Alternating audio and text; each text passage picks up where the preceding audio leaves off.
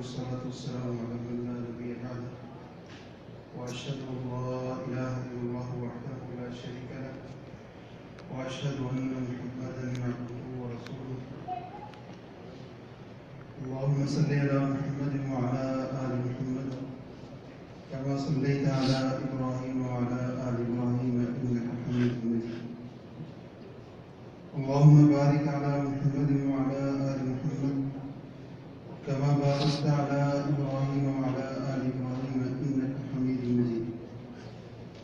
اللهم بارك على محمد وعلى آل محمد كما باركت على إبراهيم وعلى آل إبراهيم إنك حميد مجيد. أما بعد فأعوذ بالله من الشيطان الرجيم. إن الشرك لظلم عظيم. وقال في مقام آخر إنه من يشرك بالله فقد حرم الله عليه الجنة ومأواه النار. ہر قسم کی تمام تعریف اللہ خالق کائنات کے لیے، تعریف اس رب کے لیے کہ جس کی ساری مخلوق اس کے لیے سراپا تعریف ہے. بے شمار درود و سلام امام الانبیاء رحمت للعالمین جناب محمد رسول اللہ صلی اللہ علیہ وسلم کے لیے.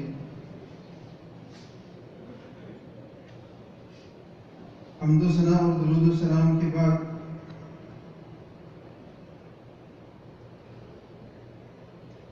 آج شرک اور اس کی تباہ کاریوں کے موضوع پر ہم گفتگو کرنا چاہ رہے ہیں. اللہ تعالیٰ سے یہ دعا ہے کہ اللہ تعالیٰ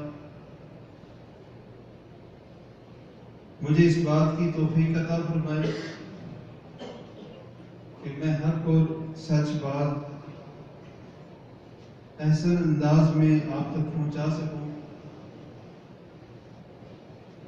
اور اللہ رب العالمین مجھے اور آپ کو اس کو سمجھ کر اس کے اوپر عمل کرنے کی توفیق عطا فرمائے.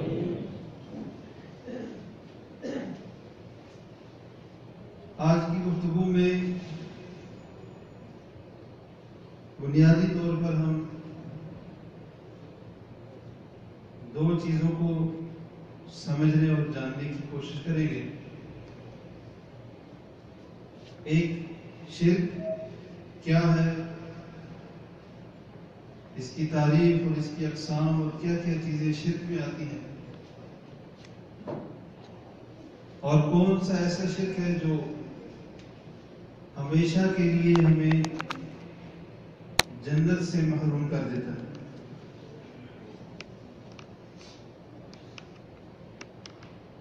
شرک ایسا گناہ ہے کہ قرآن مجید میں جس چیز کے بارے میں سب سے زیادہ بیان ہوا وہ شرک اور توحید ہے. آج سے 2 ہفتے پہلے، 2 جمعرات چھوڑ کے اس سے پہلے جو جمعرات تھے، دنوں کے حساب سے وہ 3 ہفتے بن جاتے ہیں. اس جمعرات کو ہمارا موضوع تھا توحید اور اس کے ثمرات. شاید بعض ساتھیوں کو یاد ہو. تو توحید کی تعریف اس میں ہم نے سنی تھی، اس کی اقسام کے حوالے سے سنا تھا. قرآن مجید کی بہت ساری آیات آپ کے گوش گزار کی گئی تھی. توحید کے الٹ شرک ہے. ہمارے ہاں شریک لفظ استعمال ہوتا ہے، جس کا ایک استعمال ہے شریک حیات. اردو میں استعمال ہوتا ہے شریک حیات، زندگی کا ساتھی، کہ جس کو ہم اپنی زندگی میں سے کچھ ہو کر جس کے ساتھ ہم بانٹتے ہیں، تقسیم کرتے ہیں، کچھ حصہ اس کو دے دیتے ہیں. اگر کسی خاتون کا بیوی کا خاوند دوسری شادی کر لے تو وہ کہتی ہے کہ میرا خاوند تقسیم ہو گیا اور میں خاوند کسی اور کے ساتھ شیئر نہیں کر سکتی، میرے ساتھ کوئی اور بھی شریک ہو جو میرا حق ہے، یہ جو چیز مجھے ملنی ہے مجھے یہ پسند نہیں ہے۔ کسی کی اولاد ہو اور وہ اپنے والد کے نام کی جگہ کسی اور کا نام لگا دے کہ فلاں میرا باپ ہے، یا یہ کہیں کہ کوئی بھی شخص کبھی بھی یہ نہیں کہتا کہ میرے 2 باپ ہیں یا 3 ہیں۔ یاد رکھیے یہ جتنی ہم مثالیں بھی آپ کے سامنے رکھ رہے ہیں یہ دنیا کی مثالیں ہیں، اللہ ان سب چیزوں سے بہت بلند ہے۔ صرف مسئلے کو واضح انداز میں آپ کے سامنے رکھنے کے لیے یہ بات کر رہے ہیں۔ کہا یہ جاتا ہے کہ اللہ تک پہنچنے کے لیے سیڑھی چاہیے۔ ایک مثال یہ دی جاتی ہے کہ جیسے بادشاہ تک پہنچنے کے لیے وزیر کی ضرورت ہوتی ہے، ایسے ہی اللہ تک پہنچنے کے لیے کسی اور کی ضرورت ہے۔ تھانے دار ہے تو اس تک پہنچنے کے لیے واسطہ چاہیے ہوتا ہے، سپاہی کی ضرورت پڑتی ہے، کسی اور کی ضرورت پڑتی ہے جس کے ذریعے اس تک پہنچنے کے لیے۔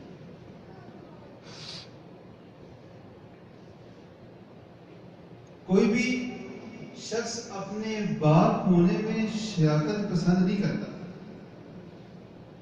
اور کسی بھی شخص کو یہ کہا جائے تمہارے تو 2 3 4 باپ ہیں تو وہ اس کو گالی سمجھتا ہے، ماننے کے لیے۔ آپ یہ مثالیں سامنے رکھیے اور آئیے ہم واپس اپنے عنوان کی طرف آتے ہیں اور آگے چل کے مثالوں کے بیچ میں وضاحت ہو جائے گی انشاءاللہ۔ شرک یہ ہے کہ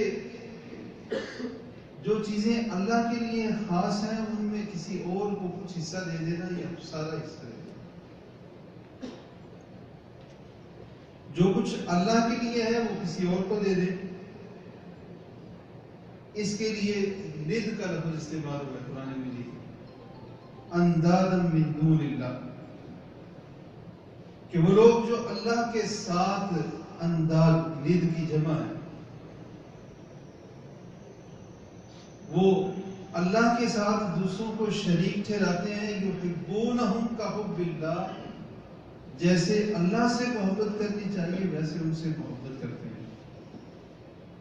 جو چیز اللہ کے لیے ہے، اللہ کی ربوبیت ہے کہ اللہ رب ہے، اللہ پالنے والا ہے، جب یہ چیز کسی اور کو دے دیں گے زیادہ یا تھوڑی تو یہ اللہ کی ربوبیت میں شرک ہو جائے گی۔ اللہ کی عبادت ہے، اللہ کے آگے جھکنا ہے، اللہ کو راضی رکھنا ہے۔ عبادت کا مطلب ہم پہلے گزشتہ ملاقات جس کا ہم نے ذکر کیا توحید کے حوالے سے کر چکے ہیں کہ عبادت کا مطلب ہے اللہ کو راضی کرنا۔ تو جو اللہ کو جیسے راضی کرنا ہے ویسے کسی اور کو راضی کرنا چاہیں گے تو یہ بھی اللہ کے ساتھ شرک ہو جائے گا۔ شرک کو مزید سمجھنے سے پہلے ہم تھوڑا سا ان آیات کو سنتے ہیں کہ جن آیات میں شرک کی مذمت اور شرک کی تباہ کاریاں بیان کی گئی۔ سیدنا لقمان، حکیم لقمان کے نام سے مشہور ہیں، سورہ لقمان بھی ان کے نام سے ہے، اور قرآن مجید میں اسی سورہ میں ان کا ذکر بھی ہے۔ اگرچہ یہ اللہ کے انبیاء میں سے نہیں تھے لیکن اللہ کے نیک بندے تھے، اور قرآن مجید میں اللہ نے ان کا ذکر کیا۔ سیدنا لقمان علیہ السلام وہ اپنی اولاد کو نصیحت کر رہے تھے، اور ان نصیحتوں میں سب سے پہلی بات جو انہوں نے کہی وہ یہ کہی، یا بنی لا تشرک باللہ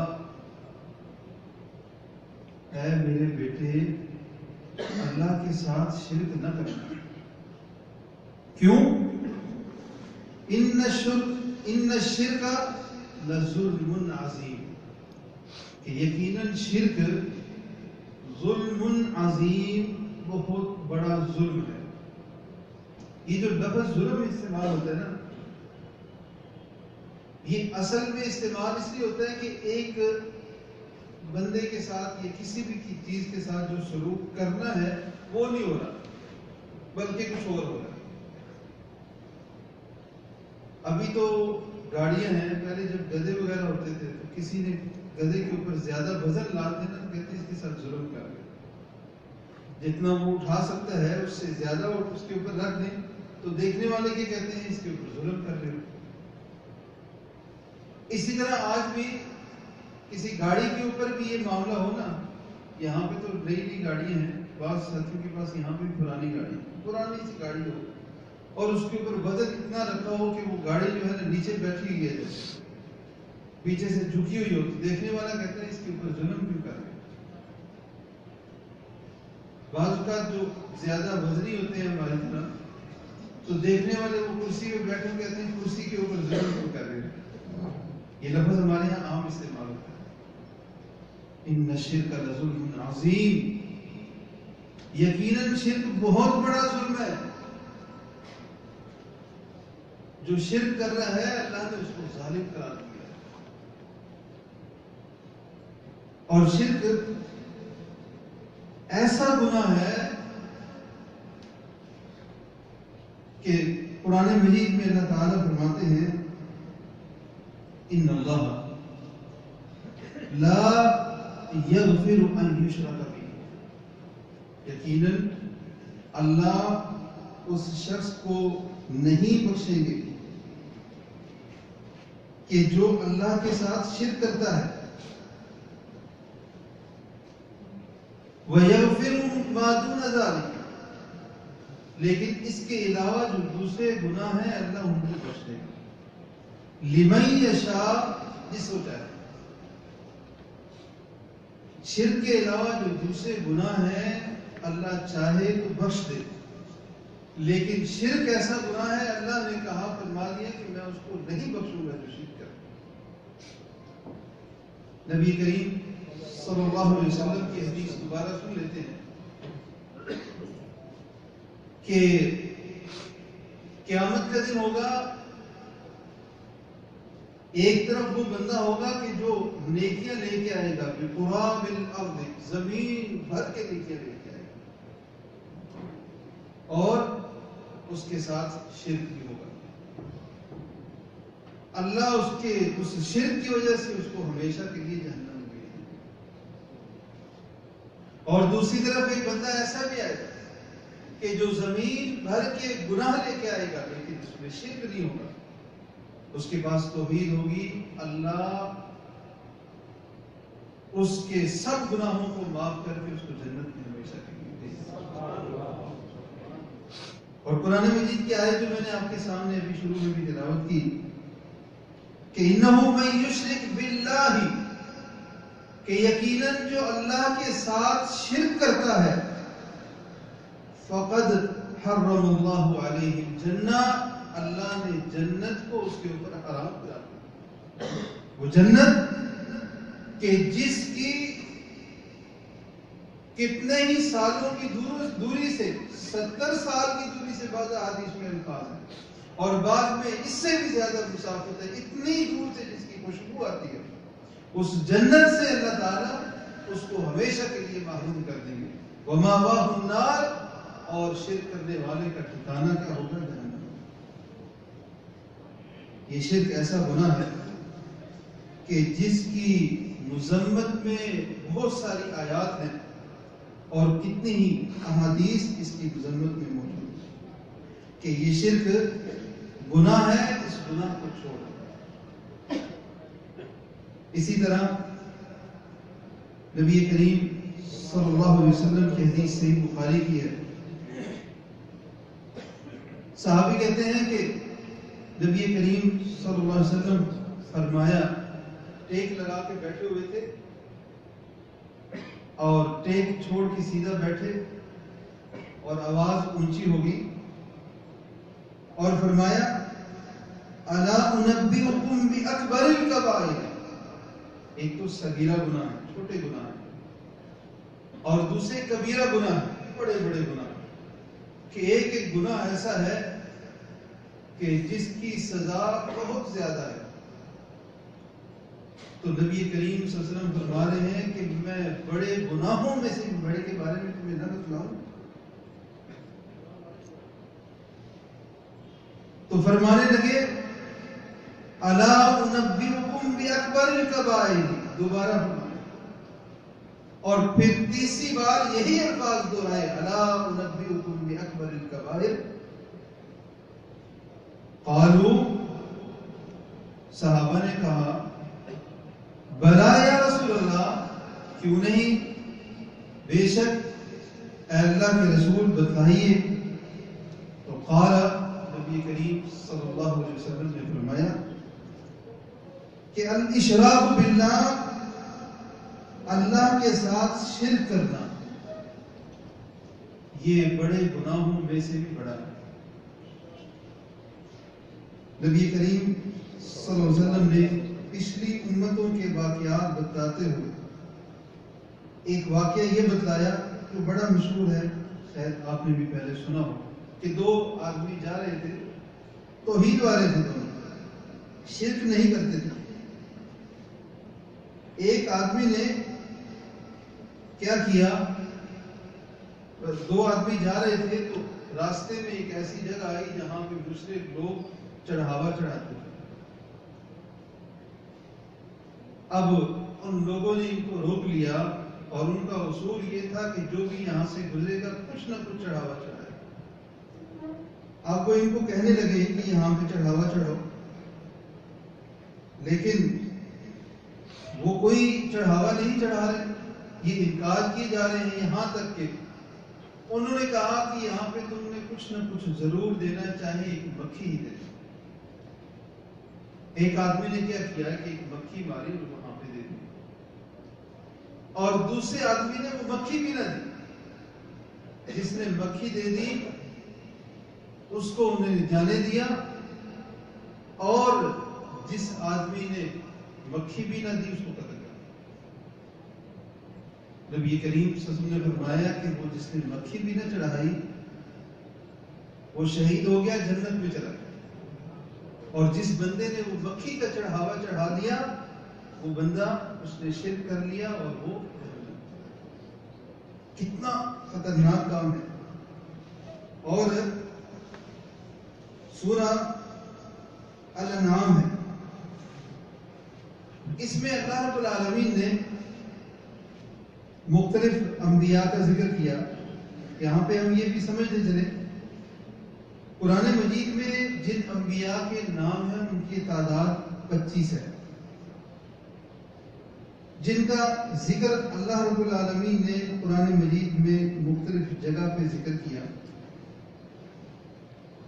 اور اس مقام پہ اللہ رب العالمین نے کئی انبیاء کا ذکر کرنے کے بعد، نام ذکر کرنے کے بعد، تقریباً 18 انبیاء کا نام ذکر کیا، اور نام لینے کے بعد فرمایا کہ جو دیگر انبیاء ہیں ان کا بھی ذکر کیا جملتاً، اور پھر فرمایا کہ وَلَوْ أَشْرَكُوا لَحَبِطَ عَنْهُمْ مَا كَانُوا يَعْمَلُونَ، وَلَوْ أَشْرَكُوا لَحَبِطَ عَنْهُمْ مَا كَانُوا يَعْمَلُونَ، اگر یہ بھی شرک کریں، ان کا ذکر کیا انبیاء، 18 انبیاء کا نام لیا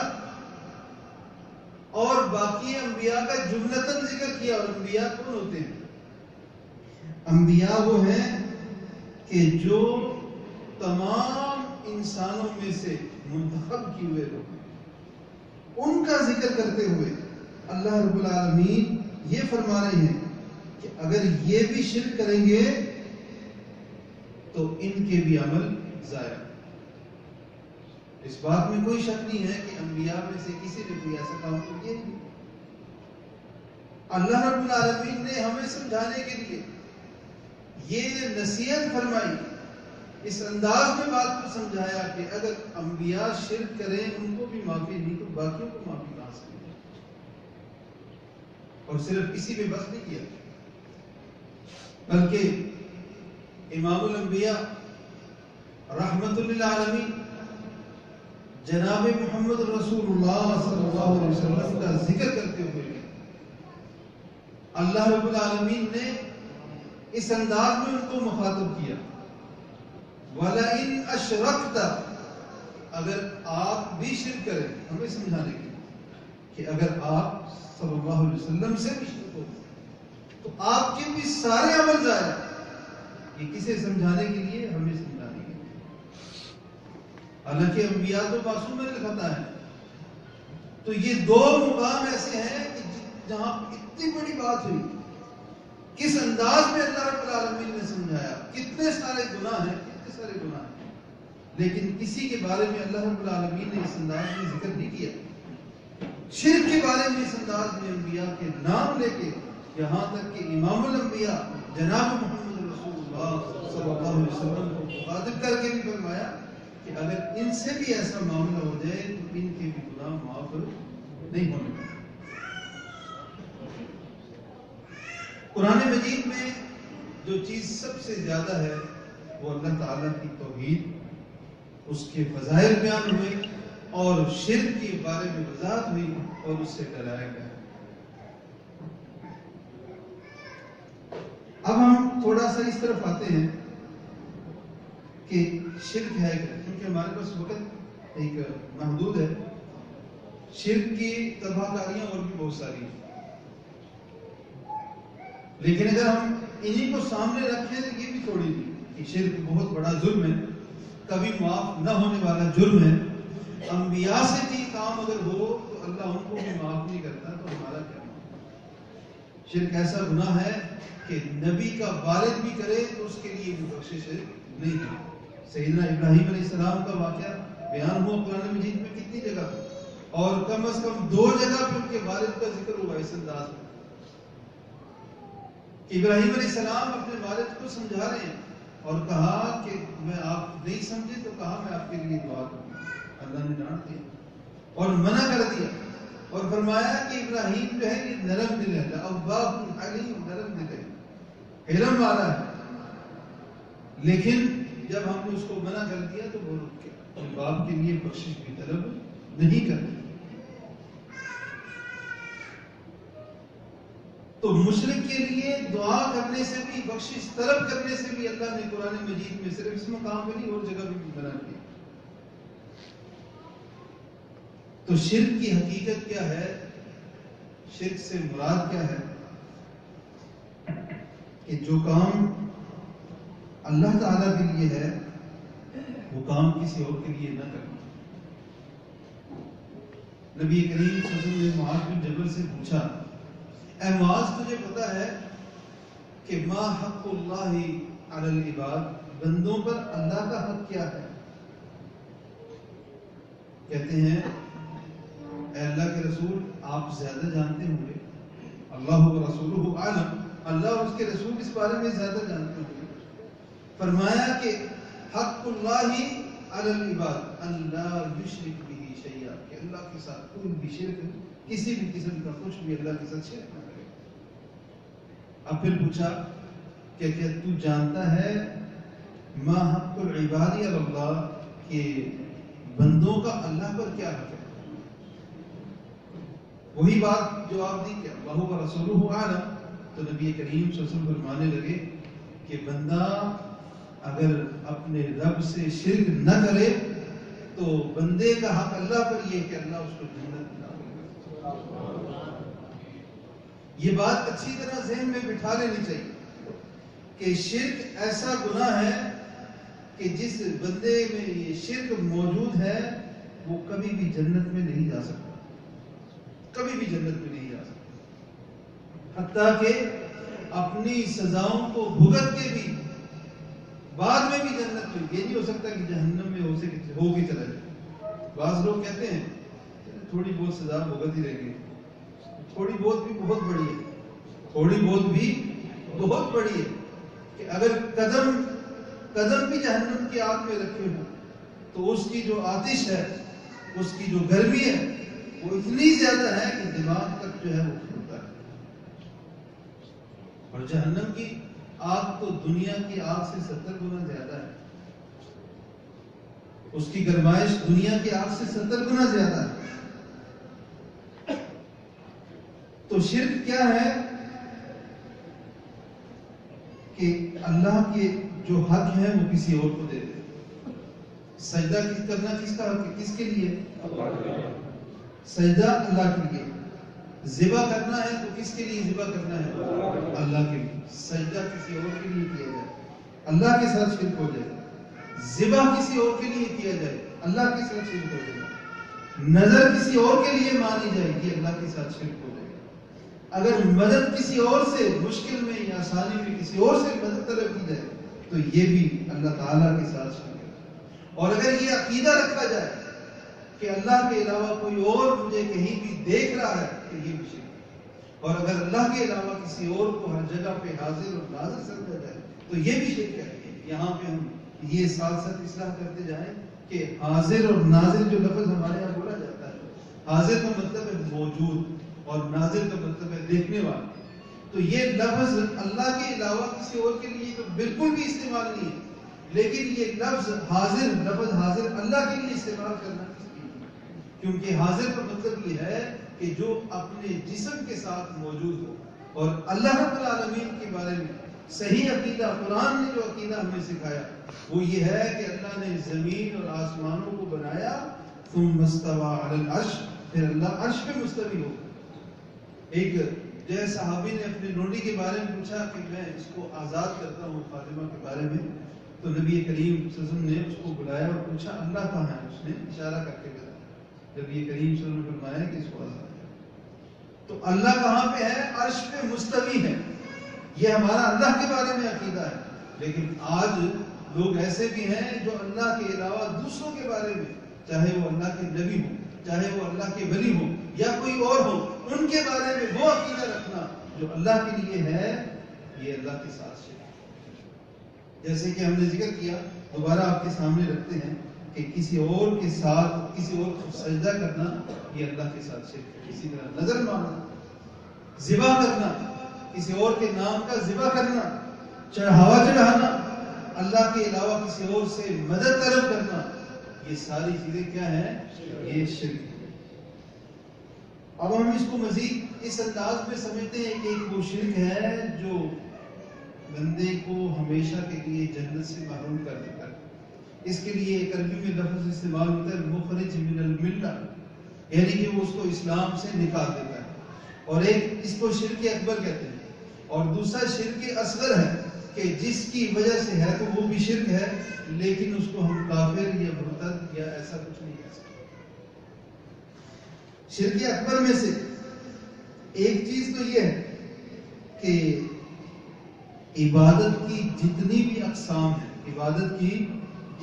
اقسام ہیں ان کو اللہ کے علاوہ کسی اور کے ساتھ جوڑنا، چاہے وہ کوئی درخت ہو، پتھر ہو، سورج ہو، چاند ہو، یا کوئی بھی ستارے ہوں، سیارے ہوں، فرشتے ہوں، نبی ہوں یا بشر ہوں، زندہ ہیں یا فوت ہو گئے ہیں، کسی کے ساتھ بھی ان چیزوں کو منسوب کرنا، یا پھر کسی اور سے اللہ کے علاوہ کسی اور سے مانگنا، جیسا کہ کسی سے جنت مانگنا کہ میں جنت میں چلا جاؤں، یا جہنم سے پناہ طلب کرنا، یا پھر ذبح کرنا کسی کے لیے، یا اسی طرح کا کوئی اور عقیدہ رکھنا کہ مجھے فلاں سے نقصان پہنچ سکتا ہے یا اس سے اللہ کے حکم کے بغیر فائدہ پہنچ سکتا ہے، یہ وہ ساری چیزیں ہیں جو اللہ کے ساتھ خاص ہیں، اور ان چیزوں کو کسی اور کے ساتھ کرنا یہ اللہ کے ساتھ شرک اکبر ہے۔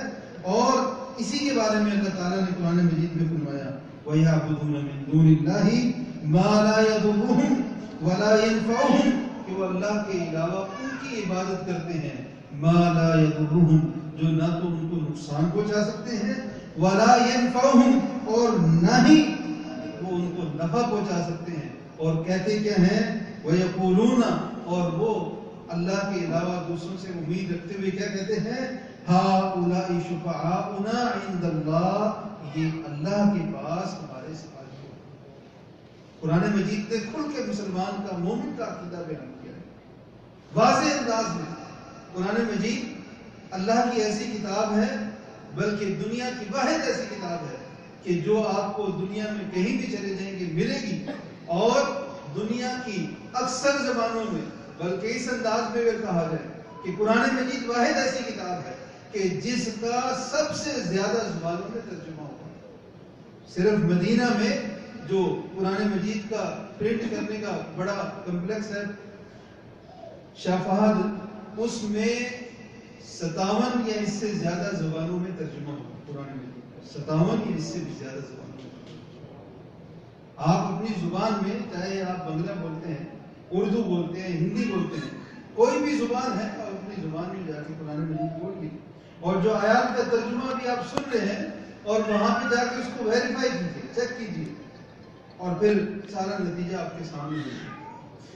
آج کے دور میں یا آج سے پہلے یا آئندہ کبھی بھی کوئی بندہ قرآن مجید کو ترجمے کے ساتھ پڑھ لے، صحیح انداز میں سمجھ لے، وہ شرک اور اس طرح کے سارے عقائد سے دور ہو سکتا ہے، کیونکہ قرآن مجید نے سب چیزیں واضح انداز میں بیان کی۔ اللہ تعالیٰ قرآن مجید میں ایک مقام پہ کیا ارشاد فرماتے ہیں؟ فرماتے ہیں افمن یخلق کمن لا یخلق، ایک وہ ہے جو خالق ہے، افمن یخلق، کہ جس نے تخلیق کی ہے، پیدا کیا ہے چیزوں کو، وہ ومن لا یخلق، اور جس نے کچھ بھی پیدا نہیں کیا، کیا وہ برابر ہو سکتے ہیں؟ ایک خالق ہے اور ایک مخلوق ہے۔ اللہ کے نبی ہیں، جتنے بھی نبی ہیں، کیا وہ سارے اللہ کی مخلوق ہیں یا نہیں؟ اللہ کے ولی ہیں، صحابہ کرام ہیں، ان کے بعد جتنے نیک لوگ ہیں، یہ سارے اللہ کے مخلوق ہیں یا نہیں؟ خالق کون ہے؟ اللہ رب العالمین۔ اسی طرح قرآن مجید میں اللہ تعالیٰ یہ بھی ارشاد فرماتے ہیں سورہ الاعراف میں، فرماتے ہیں کہ وہ شرک کرتے ہیں، اللہ کے ساتھ شریک ٹھہراتے ہیں، کس کو؟ ما لا یخلق شیئا وہم یخلقون، کہ جنہوں نے خود کچھ بھی پیدا نہیں کیا، وہم یخلقون، اور وہ خود پیدا کیے گئے ہیں۔ اللہ کے لیے ذبح کرنا کس کے لیے ہے؟ اللہ کے لیے، اور اللہ کے علاوہ کسی اور کے لیے ذبح کیا جائے تو یہ تو اللہ کے ساتھ شرک ہے۔ اللہ کے علاوہ کیوں جی مسلمان ذبح کرتے ہیں یا نہیں دوسروں کے لیے؟ چاہے وہ مرغی ہو، چاہے کوئی بڑی چیز ہو، ذبح کرتے ہیں نا، جا کے دیگے چڑھاتے ہیں یا نہیں؟ کون ہوتے ہیں؟ مسلمان ہوتے ہیں، اور جا کے اللہ کے علاوہ دوسروں کے نام پہ چڑھاتے ہیں۔ اب وہ جس کے نام پہ چڑھاتے ہیں، کیا وہ سارے اللہ کی مخلوق ہے یا نہیں؟ سارے اللہ کی مخلوق ہے۔ اللہ تعالیٰ مزید فرماتے ہیں کہ ابھی جو ہم نے ابھی آیت سنی اس کا اگلا حصہ ہے، ہم نے ابھی سنا کہ اللہ تعالیٰ فرما رہے ہیں وَيَعْبُدُونَ مِن دُونِ اللَّهِ، اللہ کے علاوہ دوسروں کی عبادت کرتے ہیں، ان سے نفع کی یا نقصان کی امید رکھتے ہیں، حالانکہ وہ یہ نہیں کر سکتے، اور کہتے ہیں کہ ہؤلاء شفعاؤنا، کہ یہ اللہ کے ہمارے سفارشی ہیں۔ اللہ تعالیٰ پھر مزید فرما رہے ہیں، ہمیں سمجھا رہے ہیں، قل، آپ صلی اللہ علیہ وسلم ان کو بتا دیجیے، اتنبئون اللہ بما لا يعلم في السماوات ولا في الارض، کیا تم اللہ کو وہ خبر دیتے ہو جو اللہ جانتے ہی نہیں ہے؟ دوبارہ سنیے گا، اتنبئون، کیا تم خبر دے رہے ہو اللہ کو بما لا يعلم في السماوات ولا في الارض، کہ جو جانتا نہیں ہے جو آسمانوں میں اور جو زمین میں ہے۔ اللہ جانتا ہے نا آسمانوں اور زمین میں، جو کچھ بھی اللہ جانتا ہے۔ اللہ تعالیٰ اس انداز میں فرما رہے کہ تم یہ جب کام کر رہے ہو، اللہ کے علاوہ کسی اور سے نفع نقصان کی امید رکھتے ہوئے کہہ رہے ہو کہ یہ اللہ کے یہاں سفارشی ہے، یہ ایسی بات ہے جو اللہ کو بھی نہیں پتا۔ اس کا مطلب سمجھانے کا انداز ہے کہ یہ بات تو ہے ہی نہیں، اور تم اللہ کو بتا رہے ہو۔ اللہ کو ہر چیز پتا ہے، اور تم ایسی بات اللہ کو بتا رہے ہو جو ہے ہی نہیں۔ اللہ تعالیٰ قرآن مجید میں بہت واضح انداز میں توحید کے حوالے سے فرماتے ہیں اور شرک کا رد کرتے ہیں۔ سورہ یونس میں ہی اللہ تعالیٰ، پہلے جو بھی ہم نے آیت سنی یہ بھی سورہ یونس کی آیت تھی، اور یہ بھی سورہ یونس میں ہی اللہ تعالیٰ فرما رہے ہیں هو الذی، وہ اللہ وہ ذات ہے جو تمہیں سیر کراتا ہے، چلاتا ہے، فی البر والبحر، زمین میں، خشکی میں اور سمندر میں، حتی اذا کنتم فی الفلک، یہاں تک کہ جب تم کشتی میں ہوتے ہو، تیز ہوا، ٹھنڈی ہوا آتی ہے، تم اس سے خوشی محسوس کرتے ہو، اور جب ریح عاصف، تیز آندھی آتی ہے تو پھر تم دعا مانگتے ہو، اللہ کے لیے خالص کرتے ہو۔ مشرکین مکہ بھی یہی کرتے تھے کہ جب پھنس جاتے کسی ایسی مصیبت میں کہ جو انتہائی سخت ہوتی تو پھر سب کو چھوڑ کے اللہ کو پکارتے، اور ساتھ یہ کہتے کہ ہم بس اللہ کا ہی آئندہ شکر ادا کریں گے۔ اکرمہ بن ابی جہل جب مکہ فتح ہوا تو وہاں سے نکلا، بھاگا کہ اللہ کے نبی تو مجھے بھی سزا دیں گے، نکلا وہاں سے، اور وہاں سے نکل کے تو اس کے بعد آگے چل کے سمندر میں کشتی میں بھی بیٹھ گیا۔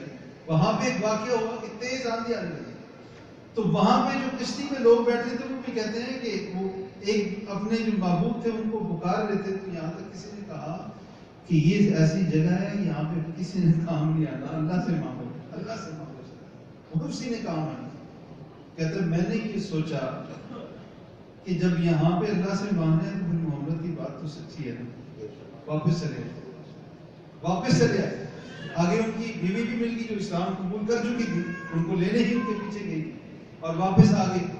تو مشرکین مکہ بھی اس طرح کی مشکل میں پھنس جاتے تو پھر اللہ سے مدد مانگتے، لیکن آج کل کا مسلمان کیا کہتا ہے کہ 40 سال برات والی کشتی ڈوبی رہی تو نکالی کس نے؟ اللہ کے ایک ولی، سیدنا عبد القادر جیلانی رحمہ اللہ، اللہ کے ولی نیک بندے تھے، کتابیں لکھی، ساری زندگی لوگوں کو شرک سے بھگاتے رہے۔ لوگوں نے کیا کیا؟ انہی کو ہی سب سے بڑا ولی کہنے لگے، یہ تو غوث اعظم ہے، سب سے بڑا ولی۔ جو چیزیں اللہ کے لیے ہیں وہ غیر اللہ کو دیتے ہیں۔ باپ کس کو کہتے ہیں؟ والد کو کہتے ہیں۔ اگر کسی اور کو کہیں تو والد کو تکلیف ہوگی یا نہیں؟ یہ مثال اللہ کے ساتھ بنتی نہیں ہے، وہ تو باپ بھی کسی کا نہیں ہے، نہ وہ کسی کا بیٹا ہے۔ اگر اللہ کے لیے کسی نے کہا کہ اللہ کا بیٹا ہے، سورہ مریم میں اللہ رب العالمین نے ذکر کیا اور فرمایا کہ یہ اتنی بڑی بات ہے یہ کہنا کہ اللہ کا بیٹا ہے کہ آسمان پھٹ جائیں اور زمین شک ہو جائے، سب کچھ اس میں درست ہے، اتنی بڑی بات ہے۔ اور یہاں پہ تو لوگ اللہ کے شریک بنا کے بیٹھے ہیں، اور وہی کام جو اللہ کے ساتھ کرنے والے ہیں غیر اللہ کے ساتھ کرتے ہیں۔ جو بندہ شرک اکبر کرتا ہے اس کے بارے میں حکم ہی ہے کہ وہ ملت اسلام سے خارج ہے اور وہ ہمیشہ کے لیے جہنم میں رہے گا۔ اگر وہ اس دنیا کی زندگی میں توبہ کر لے تو اس کا اور اللہ کا معاملہ ہے، اللہ توبہ قبول کرنے والا ہے، لیکن مرنے کے بعد اس کے لیے کوئی معافی نہیں۔ صغیرہ گناہ ہے، کبیرہ گناہ ہے، اللہ چاہے تو معاف کر دے، لیکن شرک جس نے کیا ہے اللہ اس کو معاف کرنے والا نہیں۔ شرک کی مثالیں ہمارے معاشرے میں جو مظاہر ہیں اس کے، ان میں سے ایک یہ ہے کہ قبروں پر جا کے جو لوگ قبروں میں دفن ہیں ان کی عبادت کرنا اور یہ عقیدہ رکھنا کہ یہ جو صاحب قبر ہیں یہ ہماری حاجات کو پورا کریں۔ نبی کریم صلی اللہ علیہ وسلم نے دنیا سے رحلت فرمانے سے پہلے جو نصیحتیں کی ان میں سے ایک نصیحت یہ تھی کہ فرمایا کہ لا تجعلوا قبری وثنا، فرمایا کہ یہود و نصارہ نے انہوں نے اپنی انبیاء ان کی قبروں کو پوجا، سجدہ کیا اور ان کے بت بنائے، اور ساتھ فرمایا کہ تم میری قبر کو بت نہ بنانا۔ وطن، واو تا نون، وطن حدیث میں لفظ ہے کہ میری قبر کو بت نہ بنانا۔ جس قبر کے اوپر جا کے پوجا جائے اس قبر والے سے مانگا جائے، حاجات طلب کی جائیں جو اللہ سے مانگنی ہے، تو گویا کہ اس کو بت بنا دے۔ انڈیا کے ایک عالم دین انہوں نے اس بات کو اس انداز میں سمجھایا کہ کچھ ایسے ہیں جو کھڑی مورتی کی پوجا کرتے ہیں، کھڑی ہوئی ہے مورتی، یہ کھڑی ہوئی مورتی، اس کی پوجا کرتے ہیں، اور کچھ لیٹی ہوئی مورتی قبر کی پوجا کرتے ہیں، اور یہ عقیدہ رکھتے ہیں کہ اس قبر میں جو صاحب ہیں یہ میری حاجات کو پورا کریں گے، میری مشکلات کو دور کریں گے، ان سے وہ مدد طلب کرتا ہے، اور یہ کام تو اللہ کے لیے ہے۔ اللہ رب العالمین نے سورہ الاسراء آیت نمبر 23 میں فرمایا وَقَضَىٰ رَبُّكَ أَلَّا تَعْبُدُوا إِلَّا إِيَّاهُ، تمہارے رب نے یہ فیصلہ کر دیا کہ عبادت صرف اللہ کے لیے۔ اس کو مزید واضح انداز میں سمجھتے ہیں کہ مدد طلب کرنا یہ عبادت ہے، مدد طلب کرنا یہ عبادت ہے۔ دنیا میں لوگوں سے مدد طلب کریں گے جو تحت الاسباب ہے تو دوسرا بندہ تنگ آ سکتا ہے، لیکن جو اللہ سے مدد طلب کرنی ہے تو اللہ تنگ نہیں آتا، بلکہ اللہ اس کے اوپر راضی ہوتا ہے کہ بندہ اس سے مانگے۔ لوگ کہتے ہیں نا، جو ہم نے شروع میں بات مثال بیان کی تھی کہ سیڑھی چاہیے، اللہ تک پہنچنے کے لیے سیڑھی چاہیے، جیسے چھت پہ جانے کے لیے سیڑھی چاہیے۔ یہ فرش ہے نیچے اور اوپر چھت ہے، کتنے فٹ ہو گئے؟ سیلنگ کے اوپر چھت ہے 20-22 فٹ، اور بعض جگہ 30 فٹ اونچا چھت ہوتا ہے، 7-8 فٹ اونچا ہو تب بھی سہارا چاہیے اوپر جانے کے لیے، سیڑھی چاہیے۔ تو وہ تو دور ہے نا، اللہ کتنا دور ہے ہم سے؟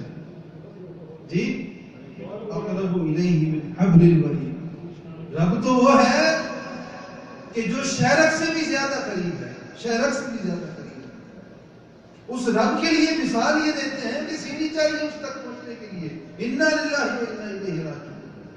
اللہ تو یہ قرآن مجید میں فرماتے ہیں کہ تم میں سے دو لوگ آپس میں گفتگو کرتے ہیں، سورہ مجادلہ میں فرمایا، تیسرا اللہ ہوتا ہے، تین آپس میں سرگوشیاں کرتے ہیں، چوتھا اللہ ہوتا ہے، 5 لوگ آپس میں سرگوشیاں کرتے ہیں، چھٹا اللہ ہوتا ہے۔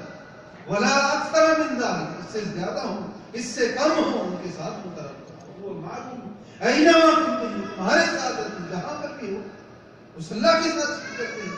اور پھر مثالیں ایسی دیتے ہیں کہ بادشاہ کے پاس پہنچنے کے لیے وزیر چاہیے،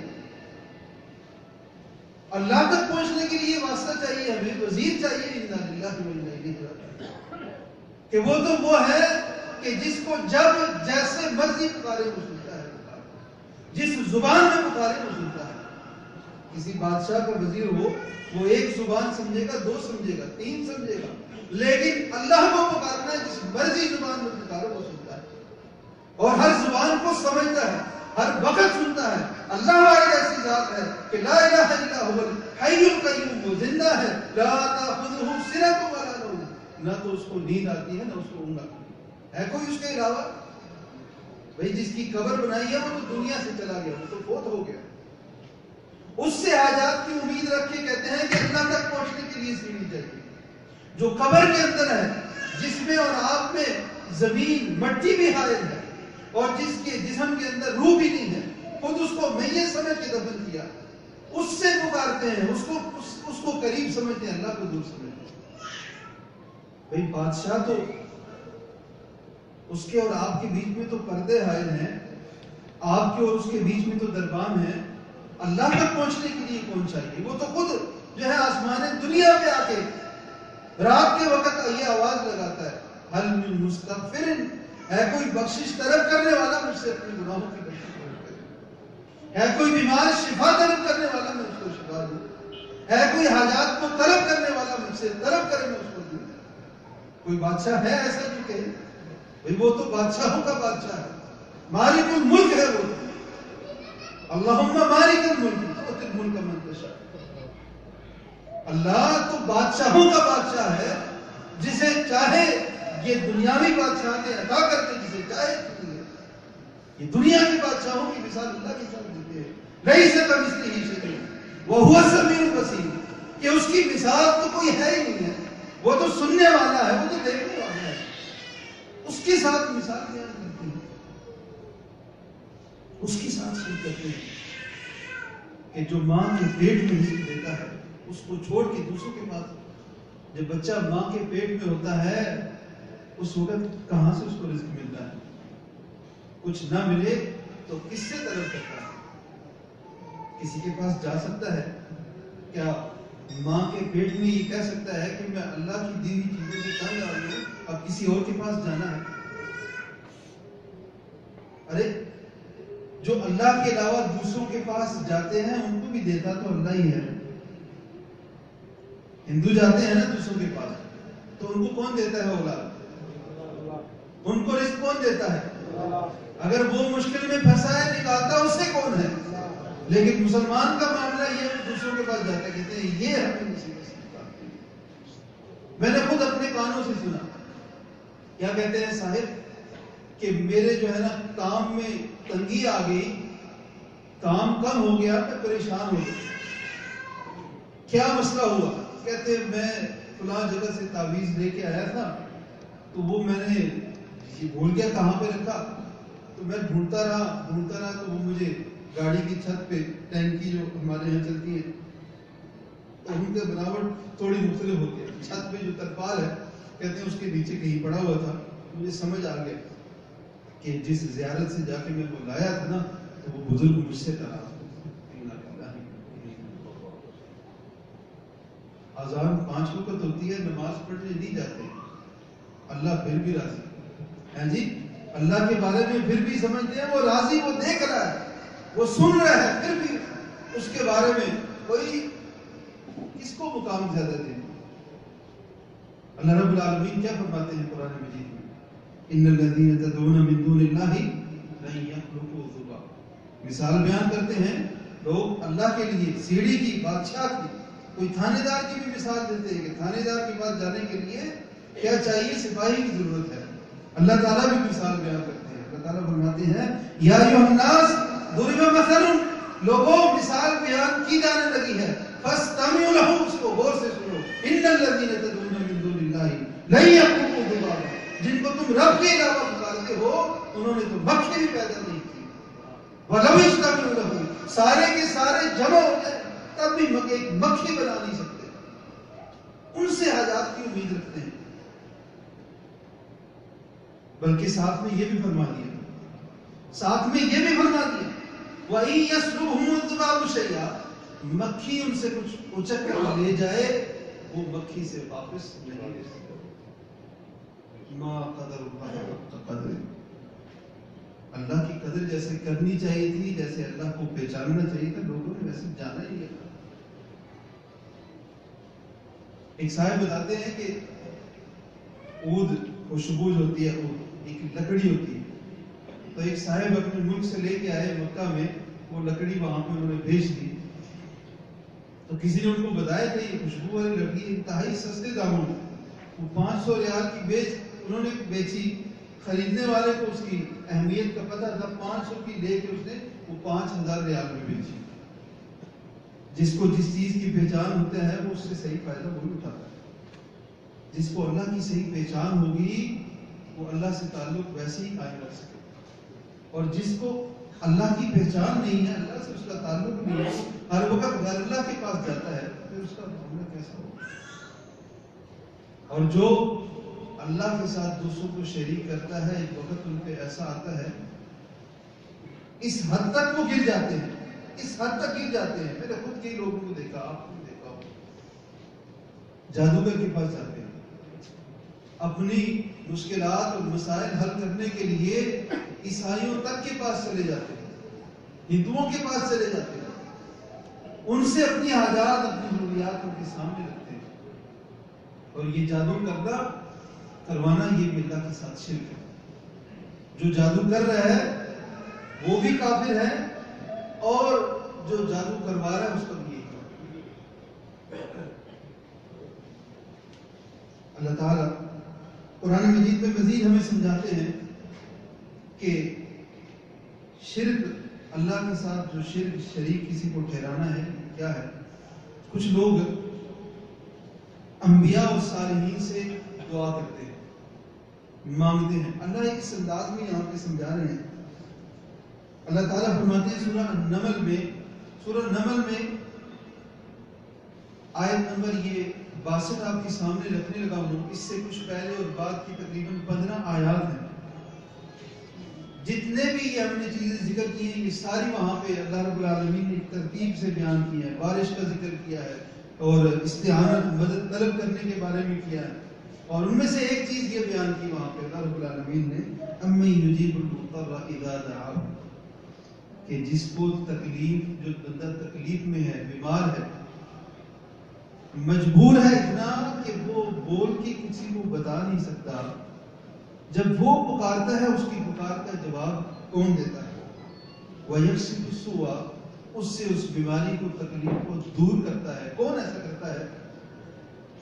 اَإِلَٰهٌ مَّعَ اللَّهِ، کیا اللہ کے ساتھ کوئی اور معبود ایسا ہے جو یہ کر سکتا ہے؟ اللہ کے ساتھ کوئی ایسا نہیں.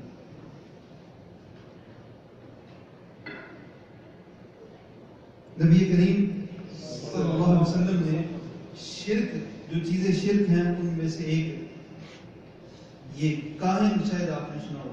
ہمارے ہاں تو فٹ پاتھوں پہ بیٹھے ہوتے ہیں لوگ، ہاتھ ایسے بڑا سا بنا کے نا، اس کا پوسٹر لگایا ہوتا ہے، لوہے کا وہ بڑا سا بورڈ رکھا ہوتا ہے، ہاتھ بنا ہوتا ہے، وہ خود فٹ پاتھ پہ بیٹھے ہیں، لوگوں کو اس کی تقدیر بتا رہے ہیں.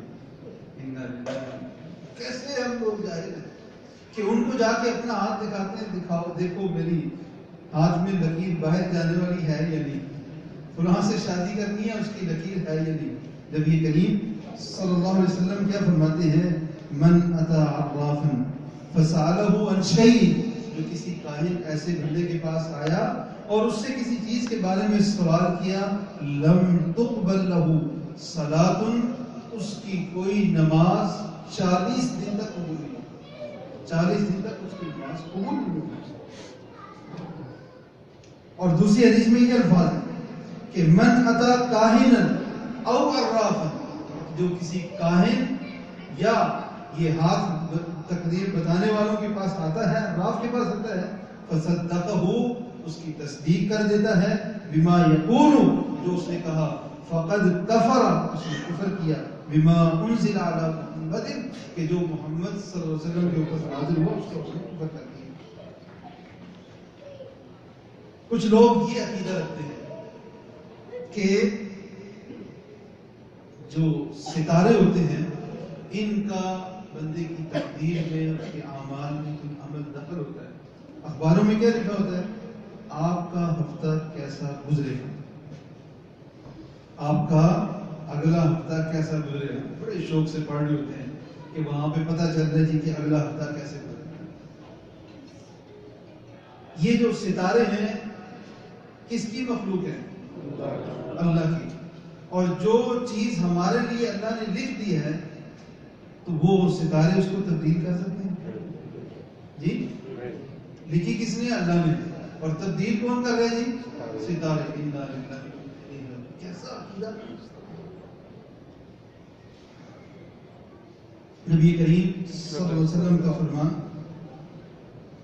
صحابی زید بن خالد الجہنی وہ کہتے ہیں، صلی لنا رسول اللہ صلی اللہ علیہ وسلم، کہ نبی کریم صلی اللہ علیہ وسلم نے ہمیں نماز پڑھائی، صلاۃ الصبح بالحدیبیہ، حدیبیہ مقام پر صبح کی نماز پڑھائی. فلما انصرف، جب نماز پڑھ کے فارغ ہوئے تو فرمایا، لوگوں کی طرف متوجہ ہوئے اور فرمایا، هل تدرون ماذا قال ربكم، کیا تم جانتے ہو تمہارے رب نے کیا کہا؟ قالوا اللہ ورسولہ عالم، اللہ اور اس کے رسول زیادہ جانتے ہیں. فرمایا کہ اللہ تعالیٰ فرماتے ہیں، اصبح من عبادی مومن بی و کافر، میرے بندوں میں سے بعض نے صبح کی اس حالت میں کہ میرے اوپر ایمان رکھا، اور بعض نے صبح کی اس حالت میں کہ وہ میرے ساتھ کفر کر دیا. تو فرمایا کہ فَأَمَّا مَنْ قَالَ مُطِرْنَا بِفَضْلِ اللَّهِ وَرَحْمَتِهِ، جس نے یہ کہا کہ اللہ کے فضل اور رحمت سے بارش ہوئی ہے، تو وہ بندہ، اس نے میرے اوپر ایمان کی حالت میں صبح کیا، وہ میرے اوپر ایمان آنے والا ہے. اور اس نے ستاروں کا انکار کیا. وَأَمَّا مَنْ قَالَ، اور جس نے یہ کہا کہ ہمیں جو بارش ہوئی ہے اس کا سبب فلاں ستارے اور فلاں ستارے کی فلاں حرکت بنی ہے، تو فرمایا کہ اس نے میرا انکار کیا اور اس ستارے کے اوپر، اس ستاروں کے اوپر اس نے ایمان کیا. صحیح بخاری کی یہ حدیث ہے، اور اس حوالے سے اور بھی احادیث ہیں. مزید ہم ایک نقطہ اور بیان کر کے پھر اس شرک کی تھوڑی سی 5 منٹ میں وضاحت کرتے ہیں کہ جو شرک اکبر نہیں ہے، جو اسلام سے خارج کرنے والا نہیں ہے. قرآن مجید میں سورہ توبہ میں بیان ہوا کہ اللہ تعالیٰ فرماتے ہیں اتخذوا احبارهم ورهبانهم اربابا من دون اللہ. گزشتہ توحید والے موضوع کے تحت اس آیت کی بھی ہم نے کچھ تشریح بیان کی تھی. مختصراً اشارہ کرتا ہوں. سورہ توبہ کی آیت نمبر 31 ہے. اس میں اللہ تعالیٰ فرماتے ہیں یہود و نصارہ کے بارے میں کہ انہوں نے اپنے راہب اور جو ان کے مذہبی پیشوا ہیں ان کو ارباب من دون اللہ، ان کو اللہ کے علاوہ رب بنا لیا. اور اس کی تشریح دوسری حدیث سے ہمیں وضاحت ملتی ہے. عدی بن حاتم رضی اللہ عنہ، ان کی روایت ہے، انہوں نے پوچھا اللہ کے رسول ہم نے ایسا کیسے کیا؟ تو نبی کریم صلی اللہ علیہ وسلم نے فرمایا کہ تمہارے جو راہب ہیں، جو تمہارے مذہبی پیشوا ہیں، جو چیز تمہارے لیے وہ حرام کرتے ہیں تم کہتے ہو حرام ہے، کہتے ہیں جی ہاں.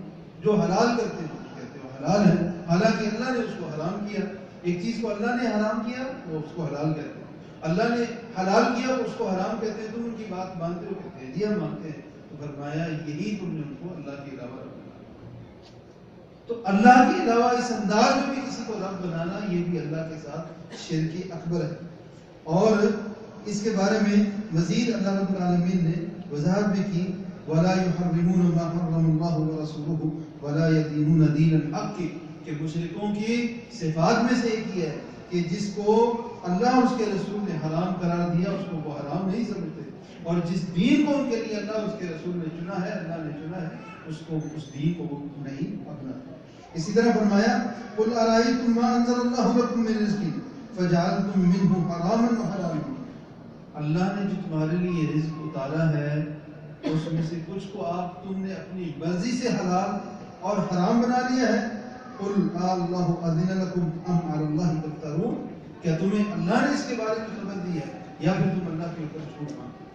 تو اللہ کی شریعت میں اس انداز میں رد و بدل کرنے والے اور جنہوں نے ان کی بات کو مان لیا تو انہوں نے ان کو اللہ کے ساتھ شریک کر لیا. تو یہ بھی اللہ کے ساتھ شرک اکبر ہے. اب دوسری اس بات کی طرف آتے ہیں جو شرک اصغر ہے. شرک اصغر میں سے ایک چیز یہ ہے جس کو ریاکاری کہتے ہیں. یہ ایسا شرک اصغر ہے جو چھپا ہوا ہے، کسی اور کے لیے دکھانے کے لیے کام کرنا. غلط نہیں کر رہے ہیں، عبادت اللہ کے لیے کر رہے ہیں لیکن کسی اور کو ساتھ میں دکھا رہے ہیں. تو یہ شرک اصغر ہے. یہ ایسا شرک ہے کہ یہ بھی بہت بڑا گناہ ہے، لیکن اس گناہ کرنے والے کو ہم دائرہ اسلام سے خارج نہیں کہہ سکتے. اسی طرح بعض لوگ قبروں کا جا کے طواف کرتے ہیں یا پھر ان کو چھوتے ہیں، ہاتھ لگاتے ہیں، یا پھر اس کی مٹی سے جو ہے نا اس کو اپنے چہرے پہ ملتے ہیں. اس طرح کے جو کام وہ کرتے ہیں اور اس میں اس چیز کو ڈائریکٹ کو شفا نہیں سمجھتے کہ یہ چیز مجھے شفا دے رہی ہے، بلکہ شفا حاصل کرنے کے لیے اس کو سبب مانتے ہیں، تو ان کو بھی مخرج من الملہ کہ وہ دائرہ اسلام سے خارج ہیں یہ نہیں کہہ سکتے. حالانکہ یہ بھی شرک ہے، یہ بھی شرک اصغر ہے.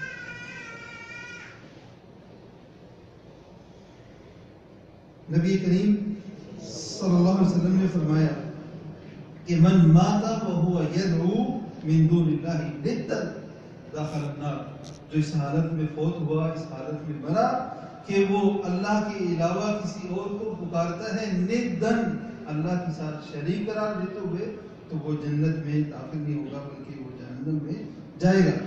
تو یہ شرک اکبر کے بارے میں. یہ شرک اصغر جو یہ چیز ہے کہ جس میں ابھی ہم نے وضاحت کی کہ وہ مٹی کو اپنے جسم پہ لگاتے ہیں، یہ چیزوں کو چھوتے ہیں، اور اس میں یہ ان کا عقیدہ نہیں ہے کہ اس چیز سے مجھے ڈائریکٹ فائدہ ہوگا، بلکہ اس کو اس فائدے میں سبب مانتے ہیں. تو یہ شرک اکبر نہیں ہے، یہ بھی شرک ہے۔ اسی طرح بعض لوگ کیا کرتے ہیں کہ وہ ایسی جگہ پہ جاتے ہیں اور وہاں پہ وہ کام کرتے ہیں جو حج پہ جیسے کرتے ہیں، سر کو منڈوانا، یہ کام کرتے ہیں، یا جو ہے قبروں کی جا کے وہ زیارت کرتے ہیں، اور اس میں اس کو ڈائریکٹ فائدہ نہیں، اس سے طلب نہیں کر رہے ہوتے، بلکہ اس کو اللہ کی قربت کا ایک ذریعہ مان رہے ہوتے ہیں، یا اس کو ایک فائدے کا ذریعہ سمجھ رہے ہوتے ہیں، تو یہ بھی شرک اکبر نہیں ہے، یہ بھی شرک ہے، لیکن شرک اکبر نہیں۔ اس حوالے سے شرک سے بچنے کے حوالے سے ایک حدیث ہے، سیدنا عبداللہ بن مسعود رضی اللہ عنہ کا یہ قول ہے۔ دیکھیں، قسم اٹھانا یہ بھی اللہ کے ساتھ شرک ہے، اللہ کے علاوہ کسی اور کی قسم اٹھانا یہ بھی اللہ کے ساتھ شرک ہے۔ اچھا، ایک طرف آپ سچی قسم اٹھاتے ہیں اور غیر اللہ کی اٹھاتے ہیں، ہے یہ شرک اصغر ہے۔ یہ ایسا شرک نہیں ہے جو دائرہ اسلام سے خارج کر رہے ہیں۔ وضاحت اس لیے کر رہے ہیں کہ آج کل ہمارے لوگ جو ہے نا وہ فتوے کی مشین بنے ہوتے ہیں، اس کو دیکھتے ہیں ڈائریکٹ فتوا، بس سیدھا فتوا لگانا، یہ تو بندہ بس مشرک اور کافر ہے، یہ پکا جہنمی ہے۔ ڈائریکٹ فتوا نہیں لگانا بلکہ بات کو سمجھ کے فتوا لگانا۔ یہاں پہ یہ بھی سمجھتے چلیں کہ 3 ایسی چیزیں ہیں، اللہ کا انکار، آخرت کا انکار، نبی کریم صلی اللہ علیہ وسلم کی رسالت کا انکار، یہ 3 ایسی چیزیں ہیں جو بالکل واضح ہیں، اور جو بندہ بھی اس کا انکار کرتا ہے وہ دائرہ اسلام سے خارج ہے، اور یہ بات ہر بندہ سمجھ سکتا ہے۔ لیکن باقی ساری چیزیں جیسے ابھی ہم نے ذکر کیے ہیں، تو فتویٰ لگانے کے لیے ہر بندے کے پاس اختیار نہیں ہے کہ فلاں بندہ یہ مشرک ہے، پکا جہنمی ہے، فتویٰ لگانے کی اختیار نہیں۔ ہاں، جو چیز آپ کو پتہ ہے دلیل کے ساتھ اس کو یاد کریں، جو بندہ وہ کام کرتا ہے اس کو بھائی اس کو جا کے کہیں کہ پیارے بھائی یہ کام حدیث میں اس کا یہ ذکر ہوا، قرآن میں اس کا یہ ذکر ہوا، یہ تو اللہ تعالیٰ کے ساتھ شرک ہے، اور ایسا شرک کرنے والا جہنم میں جائے گا، اور تم یہ کام نہ کرو۔ اس انداز میں ہو۔ جب ہم دوسروں کے اوپر فتویٰ لگاتے ہیں تو پھر کوئی بات ہماری سمجھتا نہیں۔ تو عبداللہ بن مسعود رضی اللہ عنہ کے کہتے ہیں کہ میں لیا 1000 کا، اور کہ اللہ کی قسم میں نے تو صرف 500 1500 کر دیا، اللہ کی قسم میں نے یہ 1500 کر دیا، ہے کتنے کا؟ 1000 ہے۔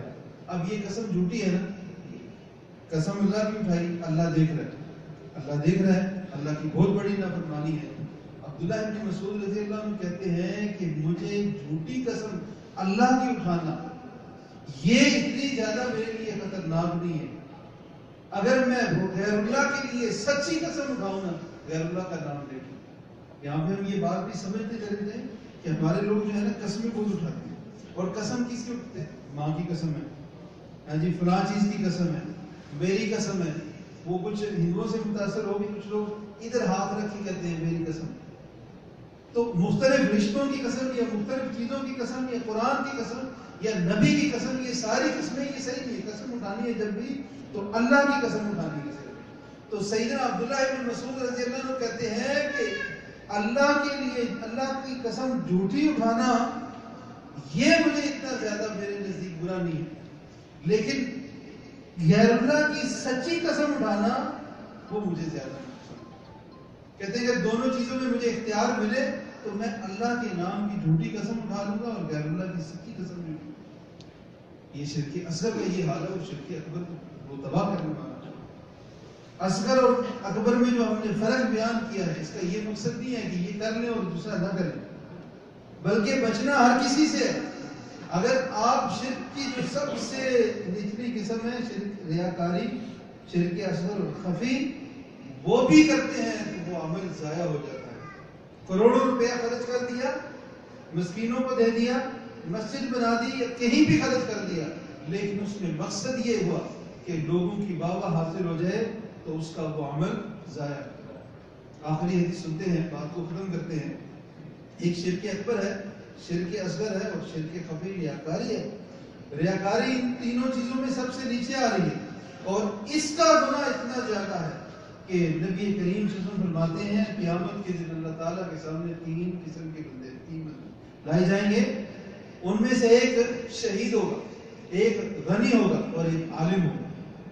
شہید رہا جائے گا, اللہ تعالیٰ اس سے کہیں گے کہ تو نے جو جان قربان کی, میرے راستے میں جہاد کیا, لڑا, تیرا مقصد کیا تھا؟ لوگوں کی واہ واہ حاصل ہو, لوگوں نے تیری تعریفیں کر دی, تجھے جو چاہیے تھا وہ مل گیا, میرے پاس تیرے لیے کچھ نہیں ہے. تاجر, غنی تاجر جو پیسے خرچ کرنے والا تھا, اس کی نیت کیا تھی کہ لوگوں کی تعریف ملے. اللہ تعالیٰ اسے کہیں گے کہ تو نے لوگوں کی تعریف حاصل کرنے کے لیے یہ کام کیا تھا, تجھے وہ مل گئی, اب میرے پاس تیرے لیے کچھ نہیں. اور تیسرا وہ عالم جو علم جو ہے وہ بیان کرے گا, لوگوں کو دین کی باتیں بتائے گا, سکھلائے گا کہ لوگوں سے واہ واہ حاصل ہو جائے. اللہ تعالیٰ اس سے کہیں گے تو نے لوگوں کی تعریف حاصل کرنا چاہیے تھی, وہ تجھے مل گئی, اب میرے پاس تیرے لیے کچھ نہیں. سیدنا عبداللہ بن مبارک رضی اللہ عنہ, ان کا شاگرد تھا, جیل میں چلا گیا, اس نے کسی کے پیسے دے دیے, نظر نہیں آیا, پوچھا کہ فلاں کدھر گیا. شاگردوں نے بتایا کہ اس کے اوپر قرض ہے اور جس نے اس سے قرض لینا ہے اس نے اس کے اوپر کیس کر دیا, وہ جیل. قرض دے گا چھوٹے گا. انہوں نے کیا کیا, عدالت میں یہ جس بندے نے قرض لینا تھا اس کو جا کے دے دیا اور کہا کہ اس کو چھوڑ دو, اور ساتھ میں یہ شرط لگائی کہ میرے بارے میں بتانا نہیں. اور یہ کام کر کے شاگرد کے پاس چلے گئے, اس سے اب پوچھ رہے سارے بات کہ کیا ہوا, کیا معاملہ. وہ کہتے ہیں کہ اللہ کا نیک بندہ تھا, اس نے میرا جو ہے نا وہ معاملہ ختم کر دیا اور اس طرح میں جو ہے جیل سے نکل گیا. شاگرد کے ساتھ اتنا معاملہ کر کے اور اس کو بات کو چھپا رہے. یہ ریاکاری کے الٹ ہے. اور ریاکاری جیسے بھی ہم نے سنا, اگر ریاکاری کا نتیجہ یہ نکلے کہ عمل کرنے کے باوجود فائدہ نہیں ہے تو خود ہی سمجھنے کہ شرک اکبر کا نتیجہ کیا نکلے گا.